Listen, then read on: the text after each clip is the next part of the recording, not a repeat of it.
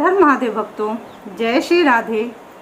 आज इस वीडियो में हम सभी पाप मोचनी एकादशी की कथा को श्रवण करेंगे और साथ में मैं आपकी फ्रेंड माधुरी एस्ट्रोलॉजर आप सभी को सर्वप्रथम प्रणाम करती हूँ। कोटि कोटि प्रणाम आप भक्तों को। आप सबके साथ डिस्कस करूँगी कि किस दिन आपको व्रत धारण करना है और किस दिन आपको व्रत का पालन करना है।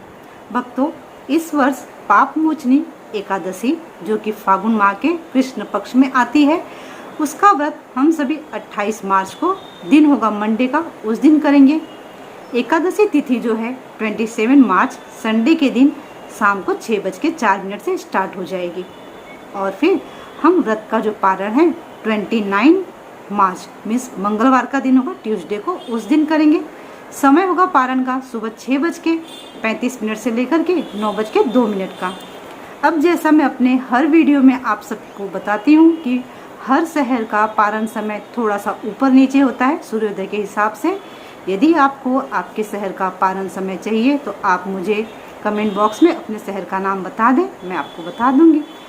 और फ्रेंड्स, एक बात और, जब भी आप एकादशी व्रत करते हैं ना, तो ट्राई करें कि आंवला खरीद करके ले आएँ और उसको अपने स्नान करने के पानी में एक दिन रात को ही एक दिन पहले डाल करके रख लें और एकादशी वाले दिन स्नान करते समय उस पानी को अपने बकेट के पानी में मिला करके फिर स्नान करें।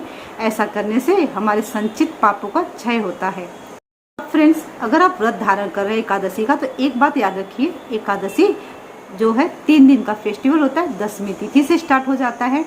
तो इस वर्ष दसवीं तिथि जो होगी वो 27 मार्च के दिन है, संडे के दिन, और उसी दिन एकादशी भी लग रही है शाम के समय में। तो आपको संडे के दिन राइस नहीं खाना चाहिए, ऑनियन गार्लिक नॉनवेज नहीं खाना चाहिए। अगर आप मैरिड पर्सन हैं तो आपको अपने पार्टनर के साथ किसी टाइप की फिजिकल रिलेशनशिप नहीं क्रिएट करनी चाहिए। इन बातों का आप याद रखेंगे। अगर आप व्रत धारण करते हैं तो आपको चाहिए कि आप सात्विक भोजन करें, वो भी संध्या में शाम को 6:04 से पहले ही आपको भोजन कर लेना चाहिए।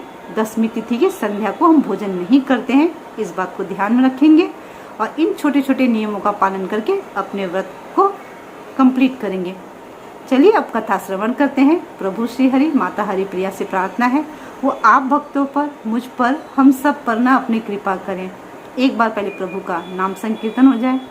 हरि शरणम श्री हरि शरणम, हरि शरणम श्री हरि शरणम, श्री हरि शरणम श्री हरि शरणम, हरि शरणम श्री हरि शरणम। धर्मराज युधिष्ठिर बोले, हे भगवान, मैंने फागुन माह की शुक्ल पक्ष की एकादशी का महात्म्य सुना। अब आप चैत्र माह के कृष्ण पक्ष की एकादशी के बारे में बतलाइए। इस एकादशी का नाम, इसमें कौन से देवता की पूजा की जाती है तथा विधि क्या है, सो सब सविस्तार पूर्वक कहिए। श्री कृष्ण भगवान बोले, हे राजन, एक समय मानधाता ने लोमस ऋषि से ऐसा ही प्रश्न पूछा था। तब लोमस ऋषि ने उत्तर दिया, हे राजन, चैत्र माह के कृष्ण पक्ष की एकादशी का नाम पाप मोचनी है। इसके व्रत के प्रभाव से मनुष्यों के अनेक पाप नष्ट हो जाते हैं। इसकी कथा इस प्रकार है। प्राचीन समय में एक चैत्ररत्न वन में अप्सराएं वास करती थी। वहाँ हर समय बसंत रहता था। उस वन में एक मेधावी नामक मुनि तपस्या करते थे। वे शिव भक्त थे। एक दिन मंजू घोषा नामक एक अप्सरा उनको मोहित करने के लिए सितार बजाकर मधुर मधुर गाने गाने लगी। उस समय शिव के शत्रु अनंग कामदेव ने भी शिव भक्त मेधावी मुनि को जीतने के लिए तैयार हो गए। कामदेव ने उस सुंदर अप्सरा के भ्रूण को धनुष बनाया, कटाक्ष को उसकी प्रत्यंचा और उसके नेत्रों को उसने संकेत बनाया और कुचों को कुरी बनाया। उस मंजूघोषा अप्सरा को सेनापति बनाया। इस तरह कामदेव अपने शत्रु भक्त को जीतने को तैयार हुए। इस समय मेधावी मुनि भी युवा तथा हष्टपुष्ट थे। उन्होंने यज्ञोपवीत तथा दंड धारण कर रखा था। उन मुनि को देखकर मंजू घोषा ने धीरे धीरे मधुवाणी से वीणा पर गाना शुरू किया। मेधावी मुनि भी मंजू घोषा के मधुर गान पर तथा उसके सौंदर्य पर मोहित हो गए। वह अप्सरा उन मुनि को कामदेव से पीड़ित जानकर आलिंगन करने लगी। वह मुनि उसके सौंदर्य पर मोहित होकर शिव रहस्य को भूल गए और काम के वशीभूत होने के कारण उन्हें दिन रात्रि का कुछ भी ध्यान न रहा। एक दिन मंजू घोषा उन मुनि से बोली, हे मुनि, अब मुझे बहुत समय हो गया है, स्वर्ग जाने की आज्ञा दीजिए। उस अप्सरा के ऐसे वचनों को सुनकर मुनि बोले, हे सुंदरी, तू तो आज इस संध्या को आई है, अभी प्रातःकाल तक ठहरो। मुनि के वचनों को सुनकर वह उनके साथ रमण करने लगी और बहुत समय बिता दिया। फिर उसने मुनि से कहा, हे मुनिदेव, अब आप मुझे स्वर्ग को जाने की आज्ञा दीजिए। मुनि बोले, अरे अभी तो कुछ भी समय नहीं हुआ, अभी कुछ देर और ठहर। इस पर वह अप्सरा बोली, हे मुनि, आपकी रात्रि तो बहुत लंबी है, अब आप सोचिए कि मुझे आपके पास आए कितना समय हो गया है। उस अप्सरा के ऐसे वचनों को सुनकर मुनि को ज्ञान प्राप्त हो गया और समय का विचार करने लगे। जब रमण करने का समय का प्रमाण 57 साल 7 माह 3 दिन ज्ञात हुआ तो उस अप्सरा को काल का रूप समझने लगे। वह महान क्रोधित हुए और तप नाश करने वाली अप्सरा की तरफ देखने लगे। उनके अधर कांपने लगे और इंद्रियां व्याकुल होने लगी। वह मुनि उस अप्सरा से बोले, हे दुष्ट, मेरे तप को नष्ट करने वाली, तू अब मेरे साप से पिशाचनी हो जा। तू महान पापनी और दुराचारणी है, तुझे धिक्कार है। उस मुनि के श्राप से वह पिशाचनी हो गई। तब वह बोली, हे मुनि, अब मुझ पर क्रोध को त्याग कर प्रसन्न हो जाओ, इस साप का निवारण कीजिए।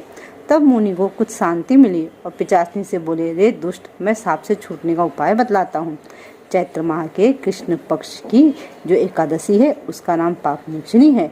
उस एकादशी का व्रत करने से तेरी पिशाच की देह छूट जाएगी।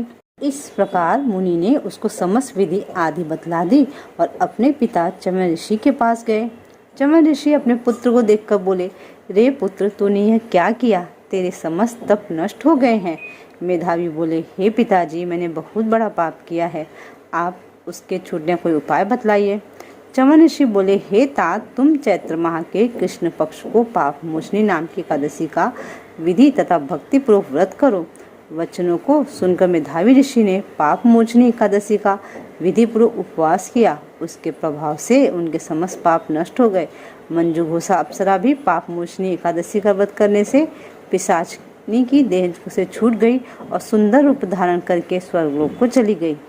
लोमस बोले, हे राजन, इस पाप मोचनी एकादशी के प्रभाव से सब पाप नष्ट हो जाते हैं। इस एकादशी कथा के श्रवण व पढ़ने से 1000 गौदान करने फल मिलता है। इस व्रत के करने से ब्रह्म हत्या करने वाले, अगम्यागमन करने वाले आदि सभी के पाप नष्ट हो जाते हैं और अंत में स्वर्ग को जाते हैं।